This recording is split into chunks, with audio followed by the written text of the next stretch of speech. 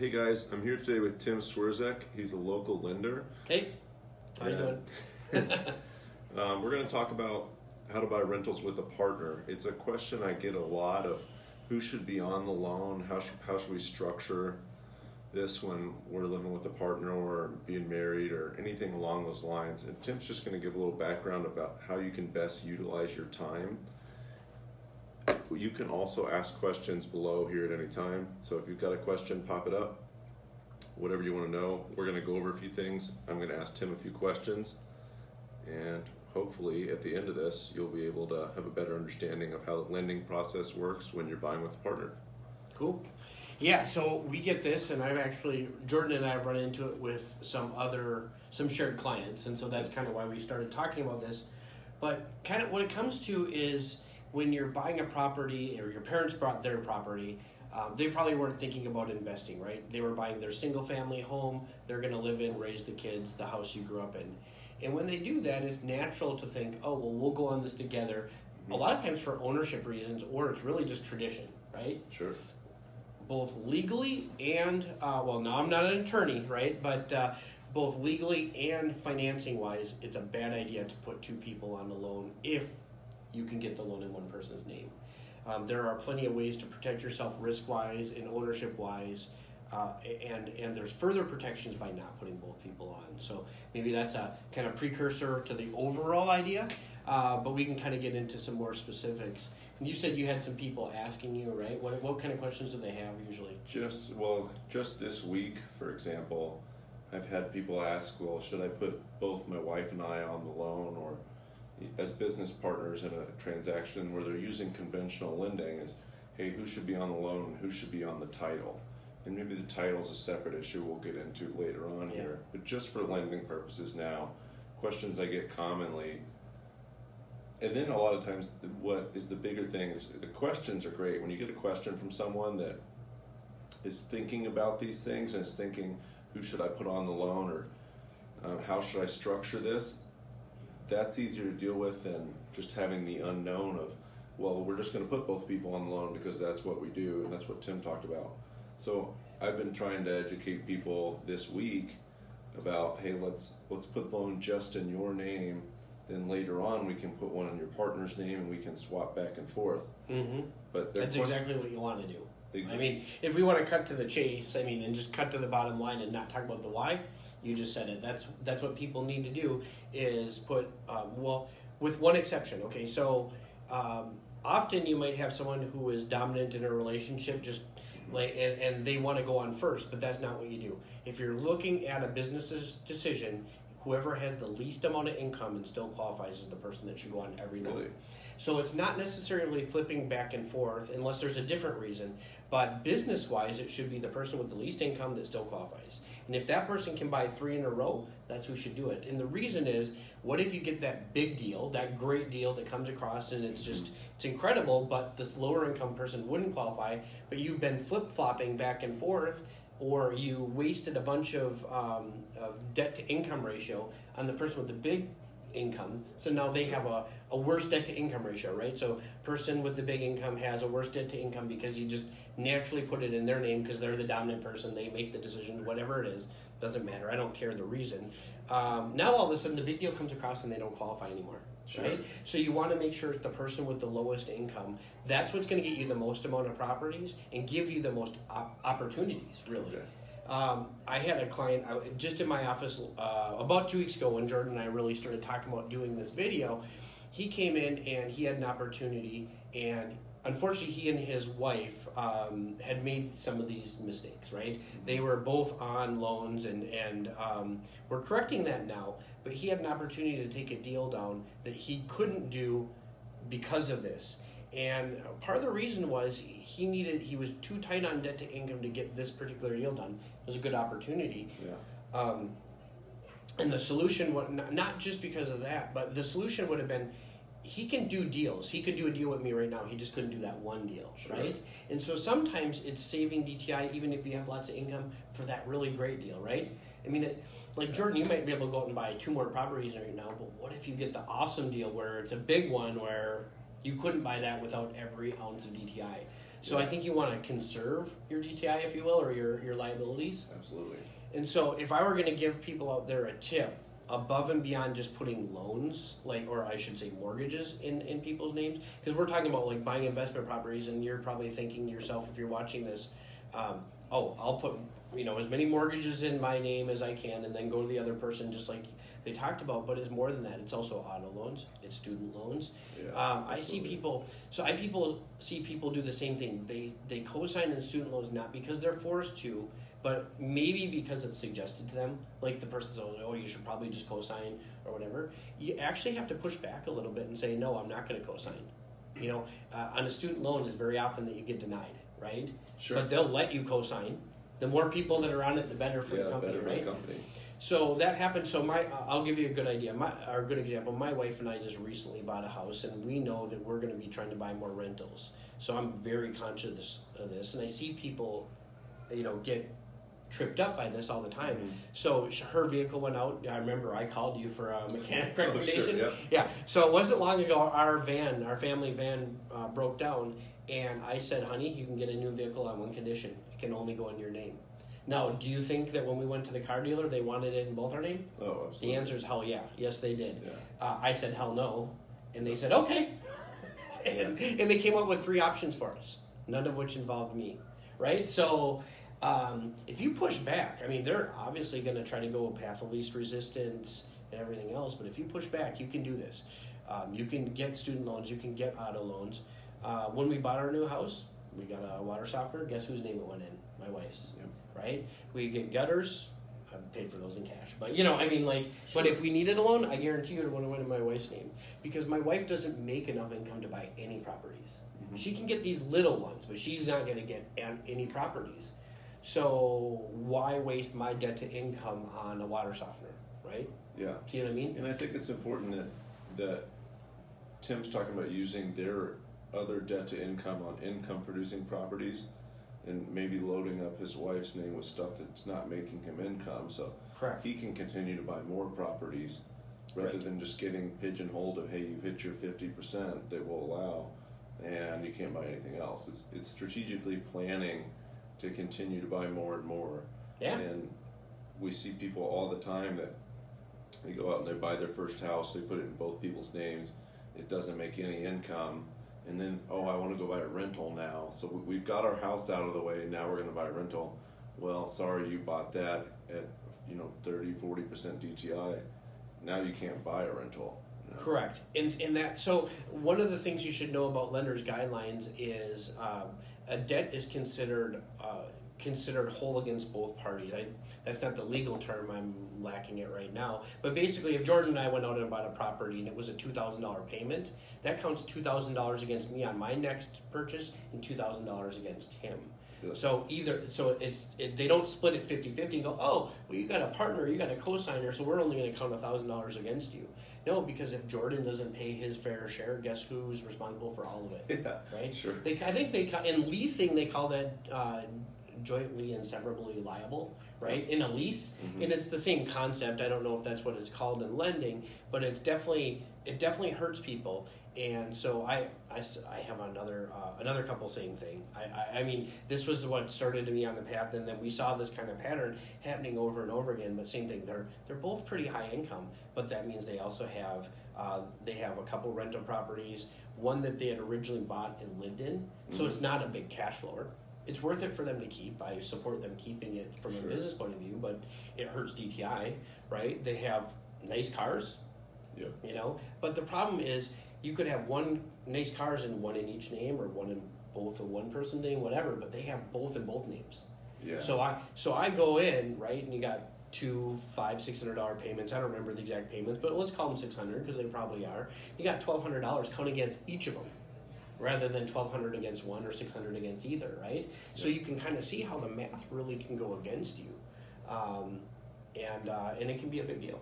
Yeah, and this is a big thing, not only for people who already own a home or are married or getting together, but even to keep in mind as you're working towards those things. Maybe you don't own anything right now. That's probably the best case scenario to get started and understand these things. But if you do, you can still fix it. Regardless of that, really think about the long-term implications of what you're doing. Yeah, I know you can afford the car for $300, but if you put it in your name, that's going to hurt your debt to income. If you put it in both of your names, it doubly hurts both of you. It does doubly hurt it, by the way. So exactly. So it at the same time, while little things might not seem like a big deal, I've seen a lot of people not qualify for loans because of simple little stuff of, it's in both people's names and we have a nice car, we have a nice student loan payment we have to make, and those little things can rack up after a while. It's worth talking to your partner and strategically putting this stuff together. And if you're not married, very careful about putting loans in each other's names. I ran into that recently. I'm undoing people who are just dating long term, and now they're separating, and it's kind of like a divorce financially, right? Undoing their mortgage, and they had to just undo a car loan and a student loan. So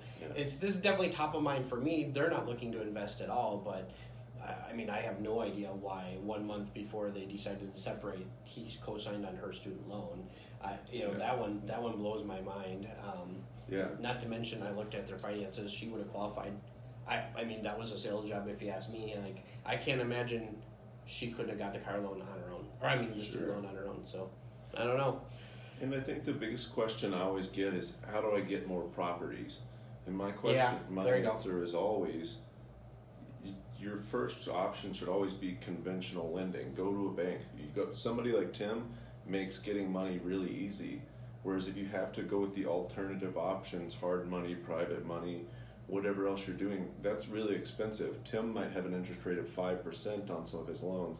If you have to get hard money, 14% is not uncommon. So if you can plan these things right, you cannot exhaust your conventional lending as quickly, and you can end up with a lot more properties on a long-term loan at a much better rate. Really just better terms altogether, easier to get done. They'll give you a lower down payment. For example, I think you had some good advice for people that were starting to buy their first home and were going to own or occupy small multifamily homes. Yeah. It's kind of a strategy to get. Or are you talking about like 5% down? Is that what you mean? Like, for each of them too, if they can. Oh, sure. So I think so. You're talking about using the 5% down Freddie program. Mm-hmm. Yeah, absolutely. So there's a way, if you want to accelerate. There's a way to manage your down payment. So, for example, what I mean is, the common wisdom out there is to go in and get an FHA loan, which is 3.5% down. Now you could do that in one person's name in both, and I think you probably know by watching this that we want you to put it in one person's name. But there's a smarter strategy, because if you do that, then your next loan, if you buy another duplex to live in, your minimum down payment's 15%. There's no way around that. There's no extra programs, right? So 3.5, then 15. Okay. But if you flip the loans, so you start with a conventional, they'll allow you 5% down on a duplex, or higher, duplex or fourplex, but only if the conventional loan's first. FHA will still allow you the 3.5% down, so now you're at, instead of 18.5%, you're at 8.5%. Yeah. So managing your debt to income, managing your down payment, these are all important things. And frankly, this is self-serving, but you should be meeting with a loan officer who's an investor and knows what they're doing, right? I work at a company where the majority of the people that we talk to on a daily basis are just average Joes going to buy a house. They want the American dream, right? They're not looking to build a portfolio. Sure. So those loan officers don't understand how hard it is to come up with the down payment and to grow a portfolio, and what the best strategies are. Yeah, I'd say the number one issue people have with getting more rentals, if they're looking to build a rental portfolio, is how do I come up with a 20 or 25% down payment? And what he just described here, that's 8.5% to buy 2 properties. Yeah. So whereas you'd have to have 18.5% to buy 2 properties. And Correct. If you can do that in one person's name and then the other person's name, you can double that up, and you could potentially get 4. Yeah, now it gets a little hairy once you start, depending on who's living in what property and how, there are some additional strategies that sometimes are needed. And you both have to make the income to qualify, right? Yeah. But you need to live in the property. That's a big thing. These are owner-occupied loans. Sure, yeah. These are not act like you're going to live there and then don't go live there. You actually need to live in these properties for typically a year, correct? Yeah, 1 year, yeah. So it might take you 4 years to get this done, but let's say 5 years of moving around a little bit and slight discomfort, and you end up with a 10 to 15 or 16 unit rental portfolio that makes you a couple $1,000s a month, I'll deal with that for 5 years. With very little down. Yeah, right. Yeah, with very little down. And there's nothing precluding you from doing more. So I have had people that come to me with big money. I've got some people, they're moving from San Francisco Bay Area. They're coming with a decent amount of money. They could buy an investment property now. Matter of fact, we talked about that, and I said, why would you do that? You're planning on moving here. Let's have you move here first. Because I showed them the consequences of not doing my plan and doing theirs and how much less they would actually have.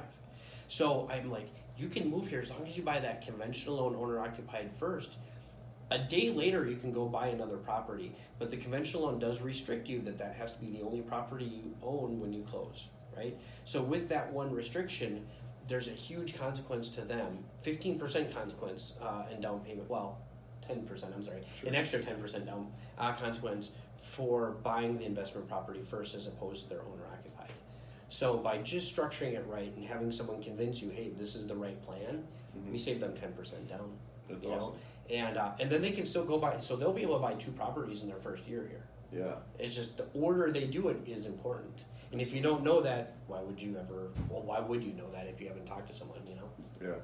And Saya asked, what's a comfortable amount of investment to start? I'll let you answer. So if it's an owner-occupied, it's going to depend on the price of the first home. If you're just doing that FHA program, that's only 3.5% down, so a $200,000 house, you could get in technically with as little as $7,000, right? Yeah. It's hard to find a nice duplex for $200,000. Jordan could probably find some. We sold one for $215 actually in a nice area of St. Paul. Okay, so I mean it's possible, but that is on the low end. Couple things about this. That's if you have to go FHA. If you can go conventional, it's better. That conventional program is harder to qualify for, so I don't like to hype it up too much because some people just can't do it, and there's no need to wait for it if you don't qualify. But another thing is if you just simply want to get started and you have nothing, I can get you in for $1,000. Yeah. Now it's not a great loan. It's a loan through the state of Minnesota actually. Yeah. Down payment assistance. You've all heard of the first time home buyer loans. Well, you can buy a duplex with a first time home buyer loan. You cannot have a cosigner if you're getting a duplex and using down payment assistance. Yep. Right. So you got to be able to just buy it. So there's some things, but that's a minimum $1,000 down payment. I wouldn't recommend that to someone unless they need it, but I also wouldn't recommend waiting 5 years saving up money if you can get one today that way. One of the big mistakes I see, and I wasn't planning on talking about this on the video, but I see people trying to save for a down payment, right? Yeah. And they can save, let's say you can save $5,000 a year. That's pretty good, I think. Maybe you can save 10. Let's go 10, right? So you take a $200,000 house. Do you know what the average appreciation in the Twin Cities is right now? It's been 6 or 7% a year. So let's just. Couple of years. So should we say 5? Yeah. Yeah. I mean, just on average, it's right? 3% or so. Okay. So if we think it's 5 to 7, let's just say it's going to be 5 over the next year on a $200,000 house, which I think we all agree is hard to find. Yep. Most of them are going to cost more than that. That means that house went up $10,000 in value. You save $10,000, your payment is not any lower, right? So if you can buy right now, and you can afford the payment, I want to be real clear there. But if you can buy right now and you can afford the payment, you should buy right now. Yeah. If buying now would put you in jeopardy, right? You don't have the means to support that monthly payment, then by all means you must wait. It's just a bad idea. But if we can get you in today and you can save a year, 2 years, 3 years of saving for nothing really, you really, it's very, very difficult for the average person to outpace the inflation on the home with savings. Sure. And even if you do, it's a minor amount, right? Even if you could save $10,000 or $20,000, imagine for most people what that would do their lifestyle to have a $10,000 benefit. Yeah. You know what I mean? Because 10 is eaten up by the appreciation. And if we're just mainly talking about duplexes here too, and if they can save that extra $10,000 a year but reduce their living expense even by 50%, which is very easy to do with in a duplex, buying a duplex. Yeah, exactly. So we're just not talking about normal homes here as much. We're talking about investment properties, 2 to 4. Let's say you can save $10,000 a year, then you can save 50% of your living expense each year. Maybe it's an extra $15,000 a year that you could save by just buying a duplex now. I know for me, because you're living so cheap. Yeah. That's the reason, yeah. Exactly. Yeah. Even if the duplex is $250,000 and the mortgage payments $1,400 or $1,500 at that rate, Mhm. but you pay $300 of that or $200 of that, and plus your bills, you might be paying $500 or $600 a month to live. I know that's cheaper than your rent right now. There's nowhere in the Twin Cities Right. that you're renting for $500 for a whole unit by yourself, and maybe you get a roommate too, so you're not even paying that. Right. But Right. yeah, if you do this right, and you and since we're talking about partners here, if you and your partner are both bringing in a decent income and you're saving a lot more of it because you don't have to pay that house payment or that apartment rent, this is just going to compound over time. So Yeah, your call it next one- snowballing, right? You're Yeah. snowballing your down payment because Yeah. it's just so easy to do. Yeah. Yeah. Yeah. So by the time you get to the second one, that 3.5% isn't too hard to come up with, or even if you just buy one, whatever you want to buy next, that next down payment is not as hard to come up with. I know that was the case for me. Is my first duplex I lived in it. I lived rent free. I was able to buy a sixplex less than a year later because I had no living expenses whatsoever. Right. You know.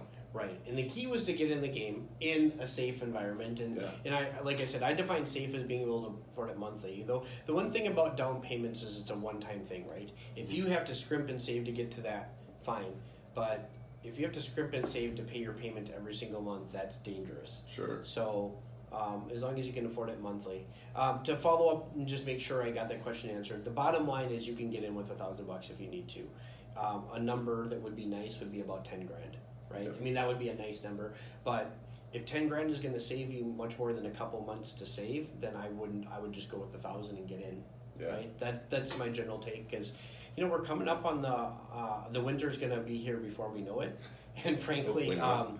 frankly, it should be a good time to buy some property. So if you're just kind of thinking and you have a couple months to save, it would be good to go in, do some planning, get some things figured out so that you're ready November, December, January to be looking when it's cold out. No one else is looking, right? You got very little competition, and then we got a little chance. Jordan's excellent at negotiating things like closing costs, getting paid by the seller, stuff like that. Sure. And it's a lot easier to do in January than in June. Yeah. All right, I think we lost everybody there for a second. The goal is to make money, so you need to analyze it with the end in mind. Maybe you live in it and you save quite a bit of money to live there. If that's your only goal, that's fine too.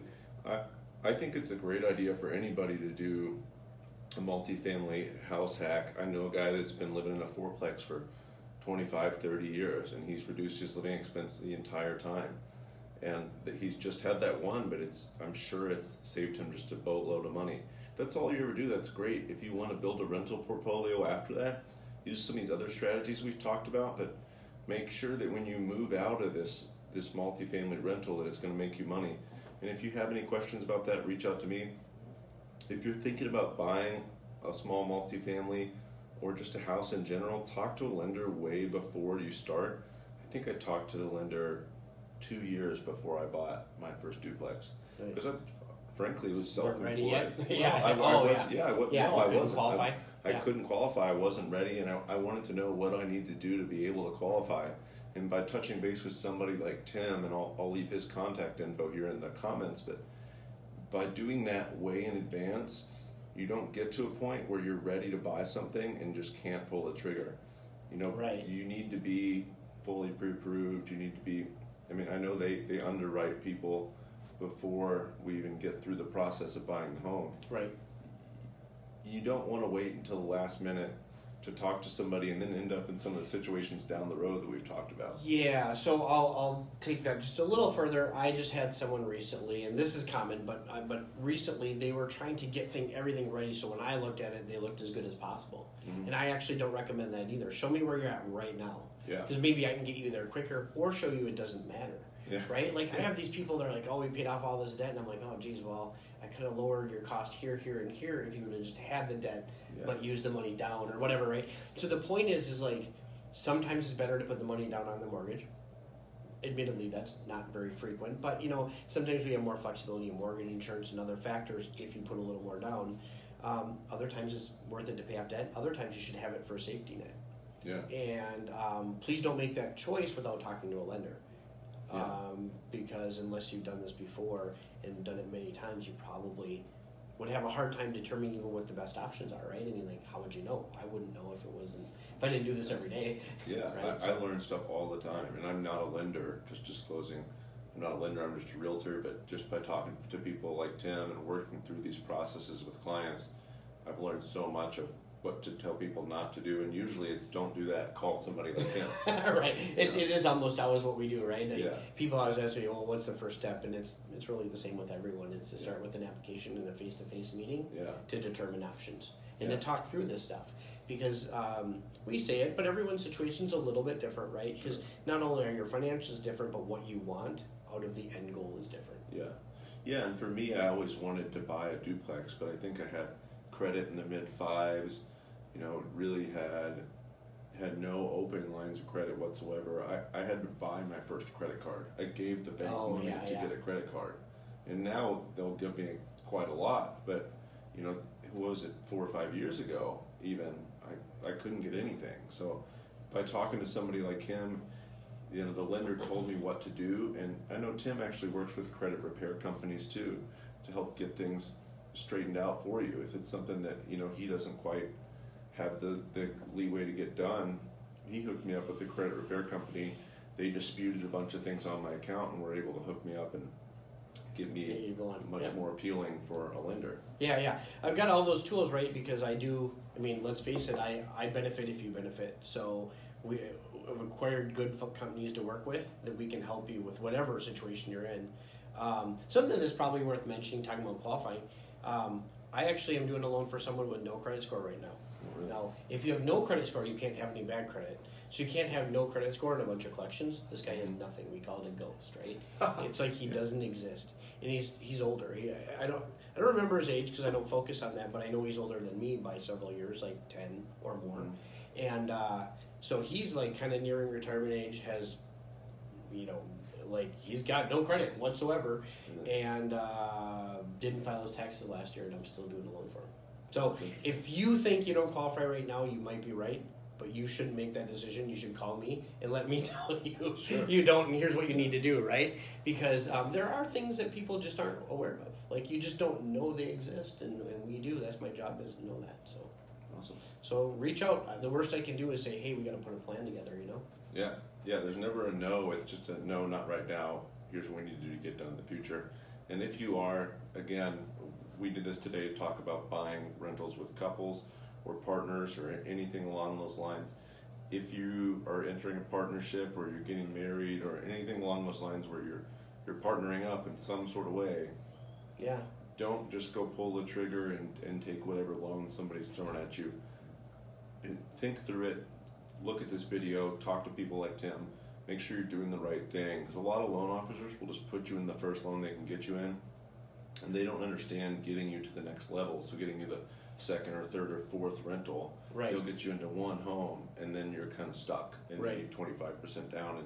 Or you have to refinance. I mean, let's face it, we have some clients, it's in their best interest to do this, but they're refinancing everything they got, all their loans, just so they can buy more properties. And it will be worth it for them, but they could have saved all that money, right? It's easier to not do that. Yeah. But thanks for listening today, guys. If you need anything from me, definitely reach out via messenger here on Facebook, and I'll drop Tim's contact info in the comments here. Yeah. Are there any questions you want to check it real quick before we? I don't think we have any more. All right.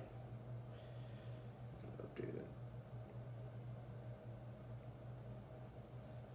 Yep. And if you do want to drop questions in here, I can definitely tag Tim in here and he can answer them later on too. Okay, cool. All right. Thanks, see ya. Yep, thank you.